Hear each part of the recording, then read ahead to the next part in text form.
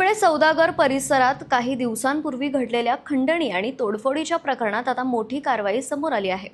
Kunal icon रोडवरील the मोमोवाला दुकानात झालेल्या या धक्कादायक घटनेनंतर परिसरात भीतीचे वातावरण निर्माण झाले होते। या प्रकरणात आरोपींनी दुकानात घुसून 4 लाख रुपयांची खंडणी मागितली होती। तसेच कोयत्याचा धाक दाखवत आणि स्टूलचा वापर करत मोठ्या प्रमाणात तोडफोड केली होती। या घटनेमुळे परिसरात कोयता गँगच्या दहशतीचा मुद्दा पुन्हा एकदा समोर आला होता। मात्र पिंपरी चिंचवड पोलिसांनी जलद तपास करत या प्रकरणातील 3ही आरोपींना अटक केली आहे। अटक करण्यात आलेल्या आरोपींमध्ये सोपान गजानन बुलाखे, ओंकार उद्धव बाबर आणि एका अल्पवयीन आरोपीचा समावेश आहे।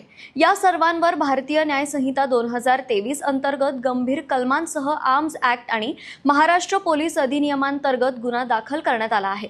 पोलिसांकडून मिळालेल्या माहितीनुसार या प्रकरणात कोयता गँग सारख्या टोळ्यांचा सहभाग किंवा त्यांचे नेटवर्क याबाबतही सखोल तपास सुरू आहे। या तात्काळ कारवाईमुळे स्थानिक नागरिकांना काहीसा दिलासा मिळाला आहे। मात्र अशा टोळ्यांवर कठोर कारवाईची मागणी नागरिकांकडून होत आहे।